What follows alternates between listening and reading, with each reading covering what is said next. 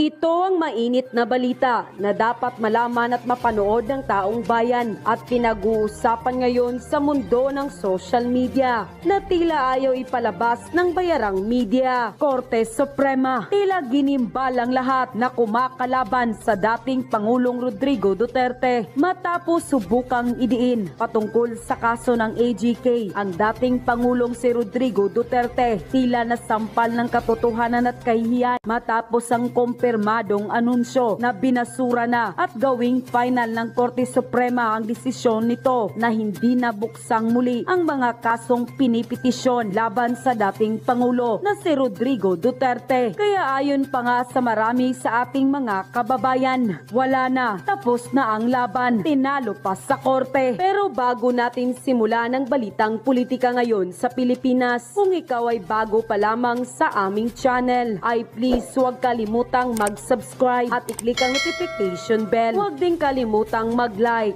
para mas maging updated ka palalo sa lahat pa ng bago naming mga uploads. Tiniyak na mismo ng Korte Suprema ang desisyon kung saan kinumpirma na ang dismissal of human rights petition laban kay dating Pangulong Rodrigo Duterte ay tila hindi na ito maaring buksan pa ng kahit na sino. Ibinasura ng 14th Division of Court of Appeals noong June 28, 2018 ang mga petisyong inihain laban sa dating Pangulong Duterte patungkol sa tila pagkasawi ng mga kilalang aktivista di umano. Ayon mismo sa desisyon ng Korte Suprema, tapos na at hindi na kailangang buksan pa ang kasong ito dahil bukod sa nakalagay na sa Supreme Court books ang nasabing desisyon ng 14th Division, may mga datos na magpapatunay na mahina ang mga kasong isinampa laban sa dating administrasyong Duterte. Kaya't naging final and executory ito noong April 29, 2024. Sinubukan pa ng grupong karapatan na i-revert ang nasabing desisyon ng Korte Suprema, ngunit hindi na ito pinahihintulutan pa ng pinakamataas na kapulungan dahil tapos na ang laban at tuluyan na nilang ibinasura ang mga kaso laban sa dating Pangulo na si Rodrigo Duterte. Ayon pa sa kumpirmadong balita na inilabas online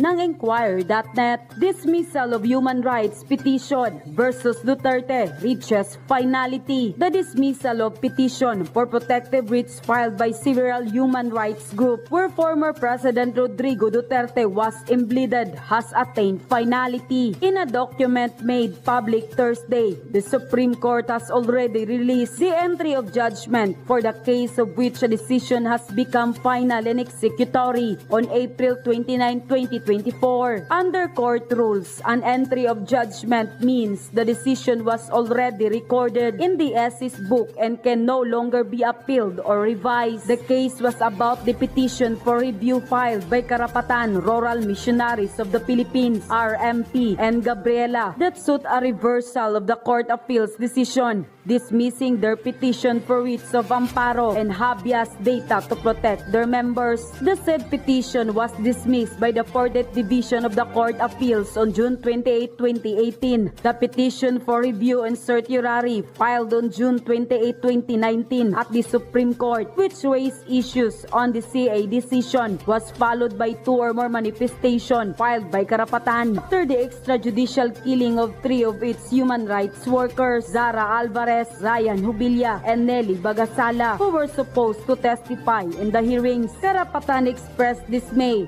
over the SC decision. Abutan ko yung portion na nagsalita ng live via Zoom, I guess, si Vice President Inday Sara Duterte, at ang na-capture kong mensahe niya ay yung ginawa nila yun to demolish political opponent.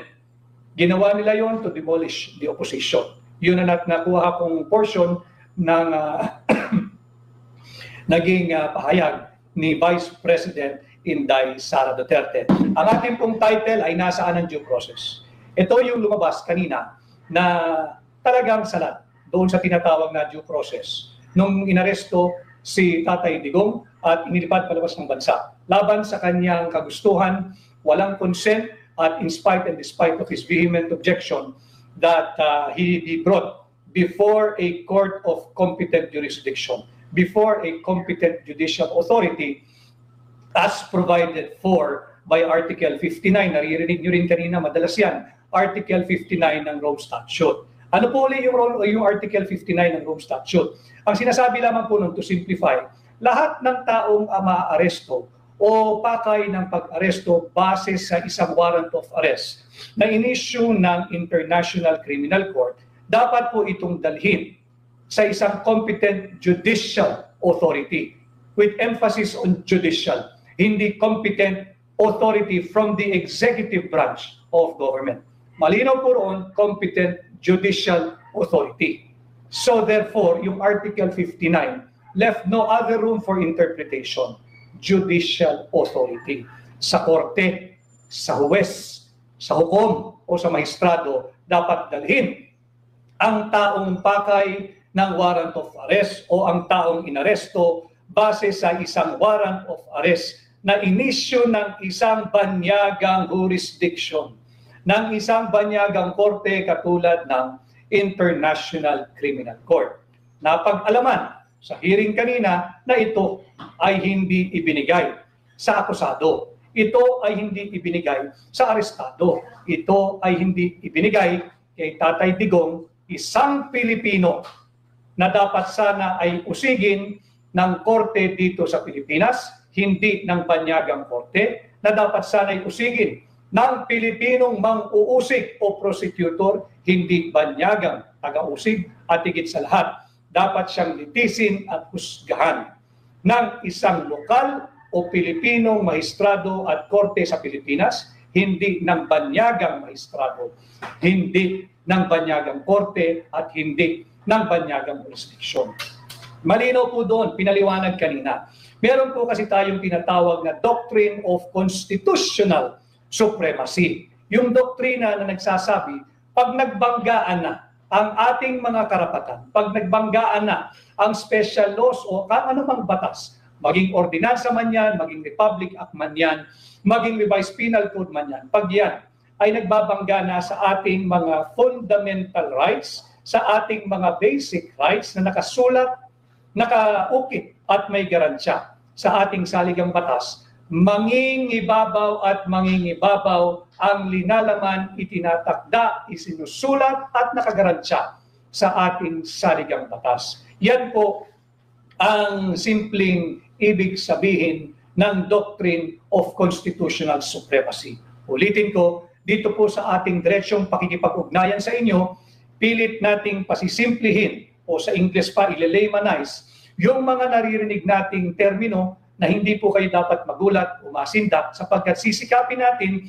manapasimplihin upang pati ang ordinaryong mamamayang Pilipino ay maintindihan, maunawaan at magkaroon ng sarili ninyong pananaw, opinyon, prinsipyo at desisyon not necessarily na sang-ayon sa aking opinyon o sa aking pananaw. Ang importante, ma-educate ko po kayo, sambayan ng Pilipino. Ang importante, bahagi ng aking advokasya, hindi lamang bilang kandidato pagka-senador, hindi lamang bilang senador ninyo.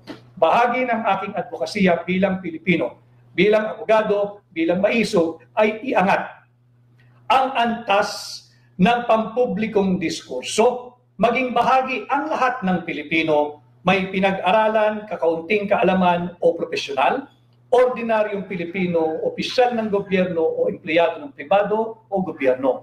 Importante ho magkaroon kayo ng sarili ninyong opinyon sa mga mahalagang usaping panlipunan sapagkat tanging ang isang informed citizenry lamang ang tunay na makakapagbigay diwa dito sa mga garansya na nakaukit, nakasulat at may garansya sa ating saligang batas. Ito na nga po tayo, pinag-uusapan natin nasaan ang due process. Nakita kanina dyan sa ginawang pagdinig sa Senado na salat at hindi na ibigay yung due process, yung standard of due process na dapat ibinigay kay Tatay Digong. Hindi lamang po ito usapin kung ikay makaduterte o hindi. Ito po yung usapin, mahalaga, usapin ng bawat Pilipino. Lumabas din kanina sa hearing yung katanungan, kung ito ay nagawa sa isang dating Pangulo, paano pa ang mga ordinaryong Pilipinong katulad nyo, katulad ko, katulad natin? Paano na yung nagtitinda ng balot sa gabi, sa lansangan? Meron ka pa ba kayang aasahang due process? Paano na yung mga market vendors? Paano na yung ating mga motorcycle riders? Paano na yung ating mga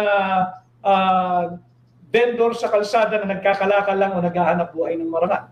Nasaan ang due process? Ang usapin ng due process ay hindi lamang patungkol kay Tatay Digong o kay dating Pangulong Rodrigo Roa Duterte.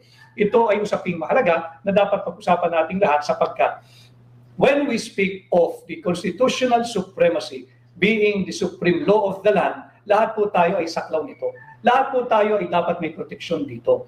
Maganda rin na napapag-usapan kanina, yung pangamba na paano, ligtas pa ba ang ordinaryong Pilipino sa kanilang pamamahay laban sa mga pag-abusong pagsisilbi ng search warrant, pag-abusong pagsisilbi ng warrant of arrest, o di kaya yung pag-aresto kahit walang warrant. Ito po yung lumalabas kanina sa pagdinig. Kaya nga po ilang ulit lumabas yung katagang doctrine of constitutional supremacy. Sapagkat may lumalabas na mga sinasabing batas, yung Republic Act 9851, yung Section 17. Ini-invoke po yun kanina sa hearing on the part of the government na yun daw po ang kanilang ginamit, yung RA 9851. Yan po yung batas dito na ipinasa ng ating Kongreso, I think, sometime 2009. Ito po yung batas laban sa laban sa genocide, itong crime against humanity. Yan po yung kanilang ini-invoke kanina, yung RA 9851 Section 17, to justify why they have to give away a Filipino citizen that goes by the name of Rodrigo Roa Duterte to a foreign jurisdiction. Subalit habang ini-invoke nila yun, hindi ko kasi talaga magtutugma. Pag in-invoke mo yung RA 9851 Section 17, hindi naman ko kasi ang pagbabasa at pag-unawa sa batas ay kada section lamang. Kailangan mong basahin the entire law, the RA 9851, hindi lamang yung Section 17 that tends to favor what the government did in turning over the person of Rodrigo Roa Duterte, our former president, our beloved former president, sa ICC. Dapat po yan basahin mo yung kabuuan at ibangga mo, ikonsulta mo sa ating saligang batas. While it's true, there is the existence of what we call RA 9851. Ito nga po yung batas na ipinasa ng ating lokal na kongreso, yung ating House of Representatives at ng ating Senado, na tumutukoy po sa mga crime against humanity, yung mga genocide, yung mga war crimes. Yan po yan. Subalit, babalik ka sa ating saligang batas. Bakit? The Constitution is the fundamental law of the land. Yan po yung supreme law.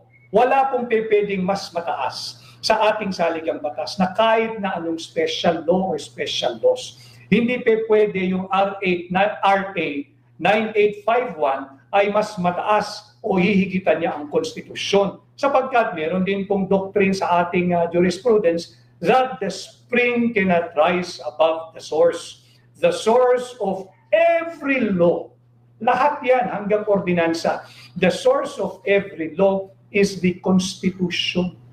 Hindi maaring mas mataas pa ang magiging bisa, saklaw at interpretasyon ng kahit na anong batas, kahit na anong ordinansa, kesa sa ating saligang batas.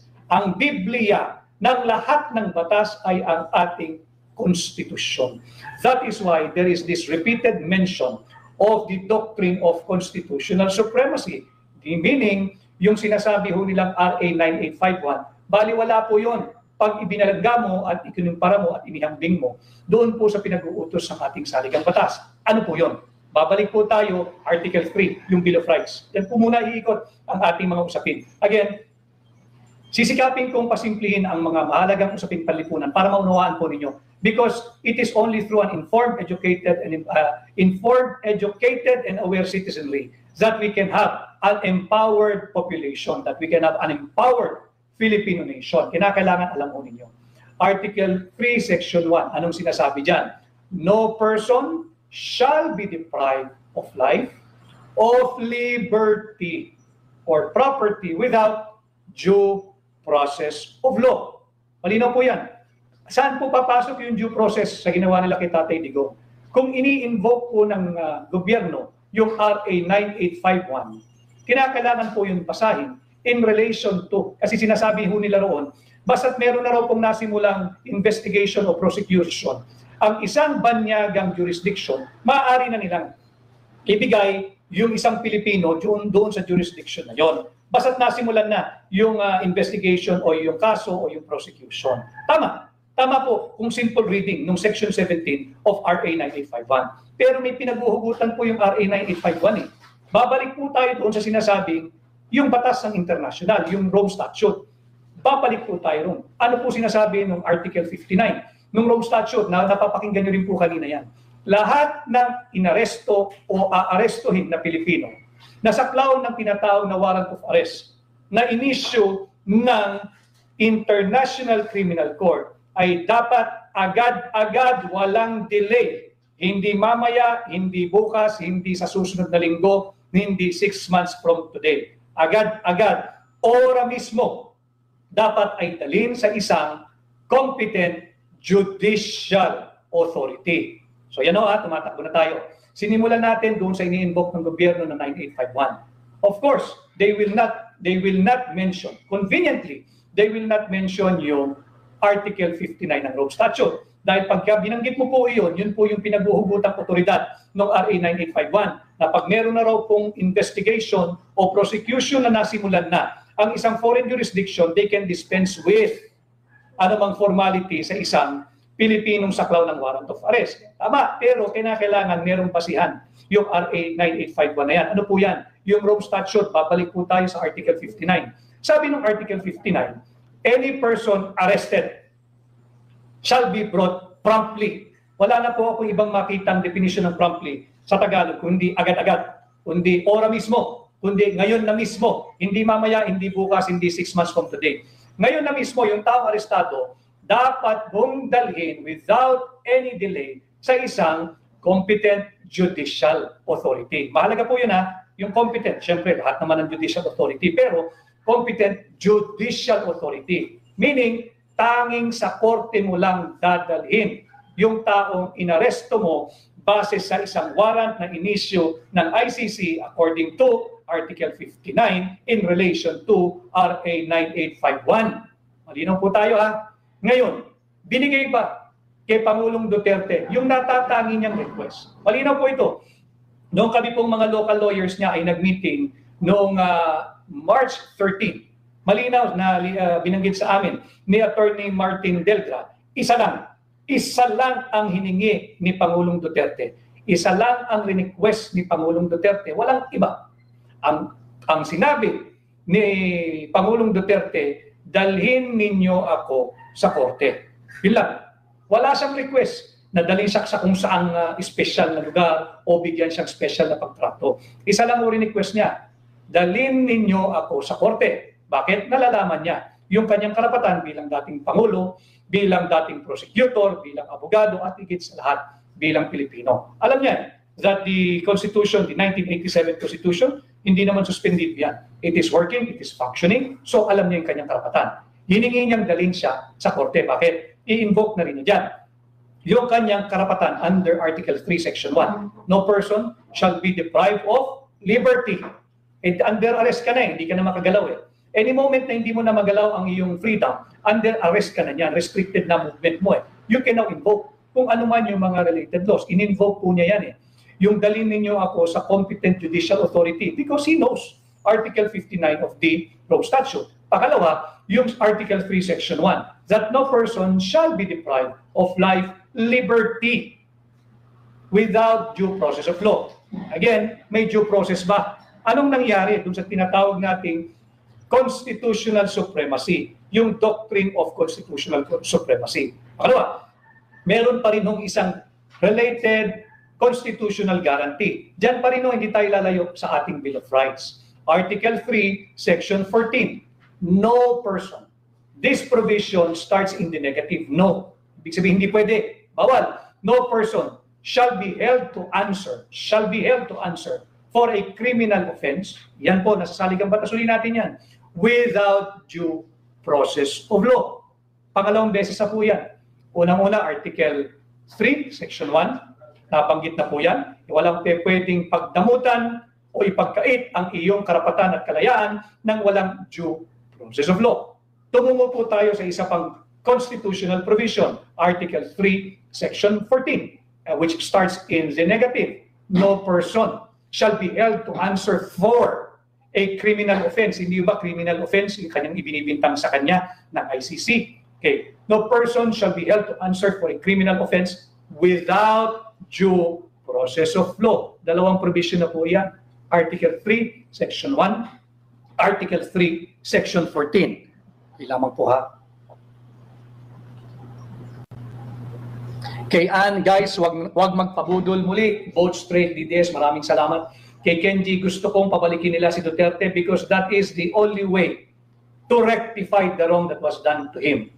Aladin Manabilang, tulungan natin si Rodriguez para manalo sa eleksyon. Salamat po kay Johar A. The best leader, President Rodrigo Duterte. Bring him home, bring home Tatay Digong. So, yan o, na dalawang constitutional provision na tayo. Maganda rin o, and I'd like to give my respect dito kay Professor Attorney Alexis Medina. Professor Alexis Medina, Attorney Alexis Medina, salute to you, Panyero, isa kang maisog. He was there as a resource person. Wala siyang pinanigan. Batas lang, batas lang. Pinaalala rin niya, Article 3, Section 6. Mahalaga din po ito sapagkat ito na nga yung nangyari kay Pangulong Duterte. Yung liberty of abode and of changing the same and the right to travel shall not be impaired. Yung liberty of abode, yung kanyang kalayaan, mamili kung saan siya titira, walang pakialam ang kahit na sino man. Basta't wala kang inaagrabyado. In-invoke na niya. If you are going to arrest me, si Pangulong Duterte po ito, kung siya'y aarestuhin at kung siya'y arestado na, dalhin siya sa isang competent judicial authority. Hindi rin po nangyari yun. Ulitin ko, hindi naman siya nakaalis sa Villamor Air Base. Wala rin kayong nakita. For expediency, for convenience, or for practicality, wala rin kayong nakita na miyembro ng hukom o kahit na sinong mahistrado doon na dinala ng ating kapulisan upang ipaliwanag o i-explain o tingnan yung legality ng dokumento na galing sa ICC. Bakit mahalaga po yun? Article 59. Because hindi ho pwedeng iwasan yung Article 59 ng Rome Statute dahil iginigit ng gobyerno may jurisdiction yung ICC. Pag sinabi mong may jurisdiction yung ICC, merong pinaguhugutang batas yan, local man or international. Ang pinaguhugutang batas ng kanilang invocation na may jurisdiction ng ICC through the Interpol ay yung Rome Statute. Ano naman po yung kahalagahan ng Rome Statute? Balikan natin yung Article 59. Malinaw doon. Lahat ng taong inaresto by virtue of a warrant of arrest issued by the International Criminal Court shall be brought to a competent judicial authority of the sovereign nation. Sino po yun? Ng Pilipinas. Dito siya inaresto Dalhin mo sa competent judicial authority ng Pilipinas. Hindi po nangyari yon. Hindi po nangyari yon. So, nasaan ang due process ni Tatay Digong? Nasaan yung tinatawag nating doctrine of constitutional supremacy? Nasaan yung tinatawag nating hierarchy of rights? Asaan ang ranggo ng ating mga karapatan? Ulitin ko, pag sinabi mong doctrine of constitutional supremacy at merong conflict o bangga sa pagitan ng isang karapatan mo sa ilalim ng special law, ng revised penal code o kung ano man, na local ordinance o kung ano mang lokal na batas, hindi po siya pwedeng mas mataas. Hindi po siya pwedeng mas mahigit sa itinatakda ng ating saligang batas. The Constitution serves as a limitation to all the many powers, the enormous powers of the government. Yan ang preno sa napakakapangyarihang gobyerno. Kaya tayo may saligang batas, kaya tayo may Bill of Rights. Ano nga po yun? Article 3, Section 1. No person shall be deprived of liberty without due process of law. Article 3, Section 14. No person, simula pa lang negative na no person shall be held to answer for a criminal offense without due process of law. Article 3, Section 14. Article 3, Section 6. Yung liberty of abode and of changing the same. Kung saan ka maninirahan, ay hindi mo rin pwedeng labagin yan. It shall not be impaired. Ang bibigat po ng salita at garansya ng saligang batas, shall not be impaired. No moment that you can ever violate that. Sagrado po yan. Hindi mo siya pwedeng ilipad against his will papunta sa isang banyagang jurisdiction at ikulong doon sa The Hague, sa ICC. Bakit? Ulitin ko, bukas po ang lahat ng antas ng ating korte. Bukas po ang lahat ng tanggapan. ng Office of the Prosecutor. Bukas po ang lahat ng law enforcement body natin na may kapangyarihang magsagawa ng investigation. Trace back tayo ulit. Hindi pwedeng sabihin mas makapangyarihan yung ICC sa ating Korte Suprema. Wala pong basihan yun. Again, we will go back to the doctrine of constitutional supremacy. Pagdating dito, wala pong bisa ang ICC kung hindi papahintulutan ng gobyerno. Pero hindi rin po instant yung pagbibigay sa ating kapwa Pilipino sa kamay ng mga banyaga. Dahil kinakailangan po yan dumaan sa kamay ng competent judicial authority na establish na rin po yan kanina. Tanging korte lamang ang may karapatang mag-interpret kung ano man ang linalaman ng batas. Kung ito may conflict sa isa't isa, tanging korte lamang ang may karapatang ipaliwanag ito at bigyang buhay ang tunay na kahulugan ng kahit na anong batas. Kanya nga po tayo yung Korte Suprema at bukas po ang Korte Suprema. Katunayan, nung inaaresto po si Pangulong, nung arestado na si Pangulong Duterte, umabot naman ho yung petition for certiorari and prohibition sa Korte Suprema. Tumakbo rin kami sa Korte Suprema. Just in the nick of time, bago magsara, yung docket section niya, I think, natatakan niya around 4:15. Ang pagsasara po niya ay around 4:30. And even that, again, President Duterte was denied of his right as an accused. He was denied of his right to a counsel at every stage of his arrest. Anong patunay? Di nga po pinapasok yung magnonotaryo nung kanyang affidavit. Importante po yun. Dahil pag yan, nagsampa ka ng isang petition at yung affidavit o yung verification ay hindi po ito notaryado, ang tawag po dyan ay mere scrap of paper. Karapatan po yun ng akusado o ng arestado. Hindi rin po yun malayang ibinigay sa kanya. Kaya ang dating titulo, nasaan ang due process? Pwede po kayo magkomento meron nagkomento kanina. Yung pangalan ng nagpapaliwanag na meron daw po, pinipilit i-justify yung diffusion versus red notice. Pinipilit na yung diffusion is similar to a warrant of arrest or a red notice. Mali po iyon. Yung diffusion informal alert. Yung lumabas na salita kanina roon, nagtimbre lang ba? Tumimbre lang sa local authorities, in this case, dito po sa Pilipinas, ng ating custodial state ng Pilipinas, na merong warrant o may lalabas na warrant o may kaso laban sa isang ninyong citizen. Yun lamang po yung diffusion. At kahit na sabihin, for the sake of argument without surrendering the position of the defense, na yan ay isang may tulad sa isang warrant of arrest, babalik nga ho tayo sa Rule 59 yung Article 59 ng Rome Statute, kinakailangan mo pa rin dalhin yung arestado sa isang competent judicial authority kahit pa i-invoke mo yung sinasabing Section 17 ng RA 9851. Ang basihan po ng RA 9851 ay yung Rome Statute. Kaya nga po nagpasa ng local law in support of yung Rome Statute na paano mo implement yung provisions ng Rome Statute in the event may mga ganong kasong magaganap o violation na magaganap sa Pilipinas. Kinakailangan mo ng enabling law, yun nga po yung RA 9851. Subalit, yung RA 9851, you have to be read in relation to and in conjunction with the provision of the Rome Statute, yung Article 59. At pag nabasa nyo na po yan, babalik ka sa fundamental law of the land because there is no other supreme law than our Constitution.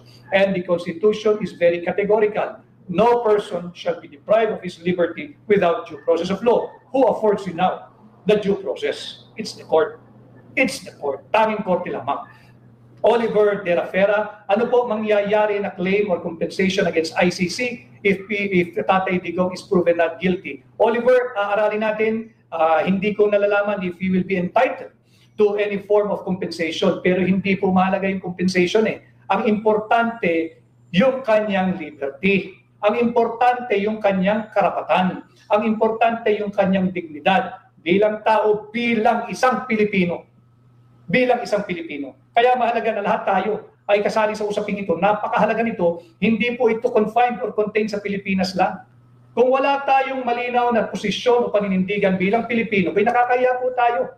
Imaginein mo, hindi lang kababayan natin, hindi lang Pilipino, kung hindi dating Pangulo na ang ngalan ay Rodrigo nandoon sa ICC. Hahayaan ba natin na ang isang Pilipino ay nasa kamay ng banyaga na siya'y uusigin ng isang banyagang taga-usig? Siya'y lilitisin sa isang banyagang korte? Siya'y huhusgahan ng mga banyagang maestrado? Pilipino po yun. Pilipino po yun. Kinakailangan naiintindihan natin, nauunawaan natin ang mga ganitong napakahalagang At yun na nga mga kababayan, ano na ang masasabi mo? Kung mayroon kayong hinaing at komento patungkol sa balitang ito, please comment down below. Pag-uusapan natin yan sa comment section. At kung nagustuhan nyo ang video, ay huwag kalimutang mag-like at i-share na din para mas marami pang makaalam at umabot ito sa marami sa ating mga kababayan. Maraming salamat po!